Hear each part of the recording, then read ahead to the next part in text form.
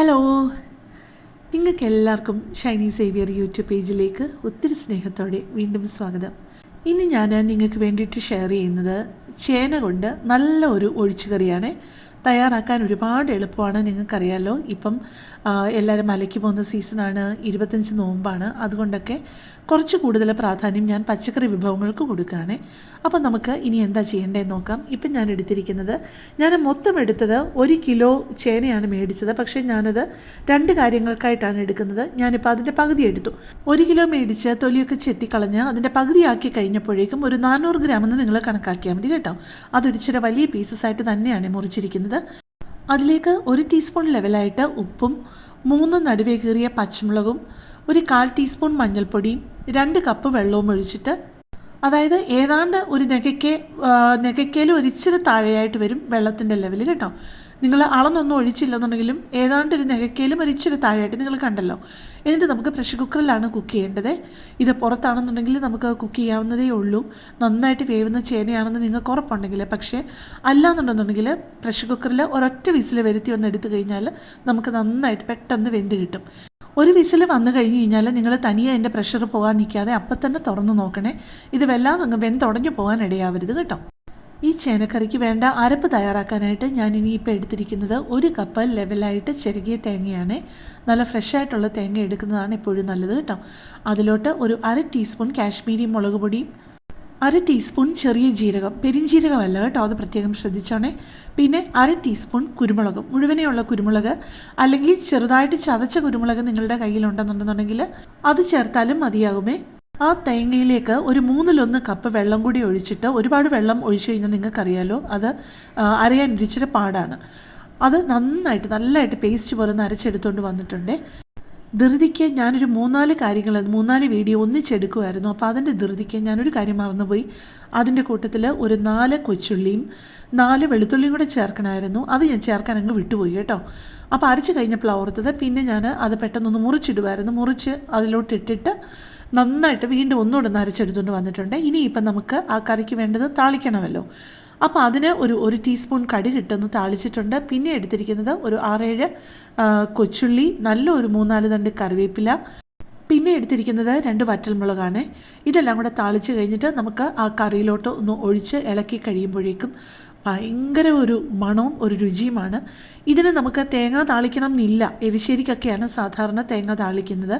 പക്ഷേ ഞാൻ ഇതിൻ്റെ കൂട്ടത്തിൽ എനിക്ക് ഭയങ്കര ഇഷ്ടമാണ് തേങ്ങയും കൂടെ താളിക്കുമ്പോഴത്തെ ആ ഒരു രുചി വരുമ്പോൾ എനിക്ക് ഒരുപാട് ഇഷ്ടമാണ്. അതുകൊണ്ട് ഞാൻ ഇതൊരു പകുതി മൂപ്പാവുമ്പോഴേക്കും അതിനകത്ത് ഒരു 1/2 കപ്പ് ചിരകിയ തേങ്ങയും കൂടെ ഇട്ട് ഒന്ന് വറുത്തെടുക്കുന്നുണ്ട് കേട്ടോ. അപ്പോൾ അത് മൂത്ത് വരുമ്പോഴേക്കും ഞാൻ പെട്ടെന്നൊരു കാര്യം പറഞ്ഞോട്ടെ.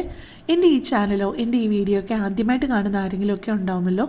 അപ്പോൾ അവരോടാണ് ഞാൻ പറയുന്നത്, എൻ്റെ ഈ വീഡിയോ ഒക്കെ കണ്ടിട്ട് നിങ്ങൾക്ക് ഇഷ്ടപ്പെടുകയാണെന്നുണ്ടെന്നുണ്ടെങ്കിൽ എൻ്റെ ചാനലിൽ ഒരുപാട് നല്ല റെസിപ്പികളുണ്ട് കേട്ടോ. വ്യത്യസ്തമായിട്ടുള്ള റെസിപ്പികളുണ്ട്. ഇനി ക്രിസ്മസിൻ്റെ സ്പെഷ്യലായിട്ടുള്ള റെസിപ്പികൾ വരുന്നു. പിന്നെ വെജിറ്റേറിയൻ തന്നെ കുറേ സ്പെഷ്യലായിട്ട് വരുന്നു. എൻ്റെ വീട്ടിലെ ക്രിസ്മസ് ഡെക്കറേഷൻ ചെയ്യുന്നത് ചെറുതായിട്ട് ഞാൻ ഇടുന്നുണ്ട്. ഒരു ട്രിപ്പിൻ്റെത് വരുന്നുണ്ട്. അപ്പം നിങ്ങൾക്ക് ഇത് കണ്ടു കഴിഞ്ഞിട്ട് എൻ്റെ ചാനലിൽ പോയി നോക്കി ആ വീഡിയോ ഒക്കെ ഇഷ്ടപ്പെടുകയാണെന്നുണ്ടെന്നുണ്ടെന്നുണ്ടെങ്കിൽ എൻ്റെ ചാനലൊന്ന് സപ്പോർട്ട് ചെയ്യാൻ മറക്കല്ലേ. ഇത് ഞാൻ നിങ്ങളോട് പറഞ്ഞതുപോലെ തന്നെ പ്രഷർ കുക്കറിൽ ഒറ്റ വിസിൽ വന്നു. അപ്പം തന്നെ ഞാൻ അത് പ്രഷർ കളഞ്ഞിട്ട് അങ്ങ് ഓപ്പൺ ചെയ്യായിരുന്നു കേട്ടോ. തനിയെ അതിൻ്റെ പ്രഷർ പോകാനായിട്ട് നിന്ന് കഴിഞ്ഞാൽ ചിലപ്പോൾ വല്ലാതെ അങ്ങ് വെന്ത് അളിഞ്ഞു പോവും. പിന്നെ നമുക്ക് ചെയ്യാനുള്ളത്, കുറച്ച് വലുതായിട്ടല്ലേ നമ്മൾ കഷ്ണങ്ങൾ മുറിച്ചിട്ടത്, അപ്പോൾ ആ സ്പാച്ചുലയുടെ അറ്റം കൊണ്ട് തന്നെ ചെറുതായിട്ട് ഒന്ന് കഷ്ണങ്ങളൊന്ന് ചെറുതാക്കി കൊടുക്കുമായിരുന്നു. നമ്മൾ ഒഴിച്ചുകറിയായിട്ട് കഴിക്കുകയാണെന്നുണ്ടെങ്കിലും അതിനകത്ത് ചെറിയ കഷ്ണങ്ങൾ നമുക്ക് കടിക്കാൻ കിട്ടുമ്പോഴാണ് അതിന് കുറേ കൂടി ഒരു രുചി കൂടുന്നതല്ലേ. ഇപ്പം ദേ നമ്മൾ നന്നായിട്ട് അരച്ചെടുത്ത ആ അരപ്പ് ഇതിൻ്റെ കൂട്ടത്തിൽ ചേർത്തിട്ടുണ്ട്.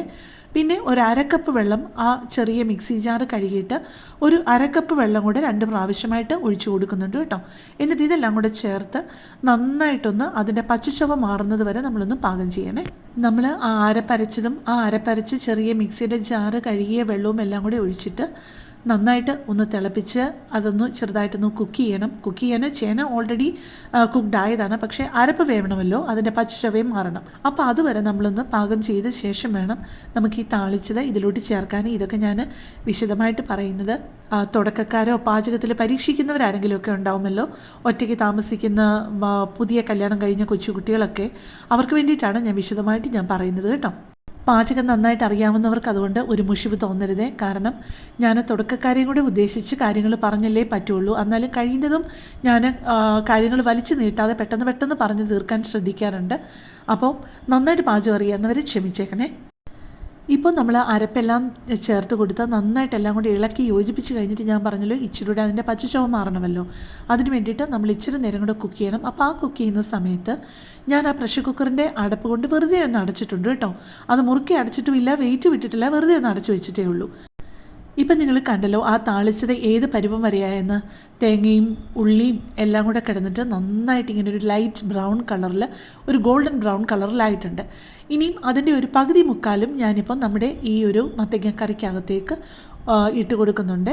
എന്നിട്ട് അതെല്ലാം കൂടെ നന്നായിട്ടൊന്ന് ഇളക്കി യോജിപ്പിച്ചിട്ട്, ഇതെല്ലാം കൂടെ ഇളക്കി നന്നായിട്ടൊന്ന് യോജിപ്പിച്ച് കഴിഞ്ഞിട്ട് നിങ്ങൾക്കറിയാലോ എല്ലാ ദിവസവും ഞാനത് പാത്രത്തിലൊന്ന് നിങ്ങളെ ഒന്ന് സെർവ് ചെയ്ത് കാണിക്കും, അതിൻ്റെ പ്രസൻറ്റേഷൻ.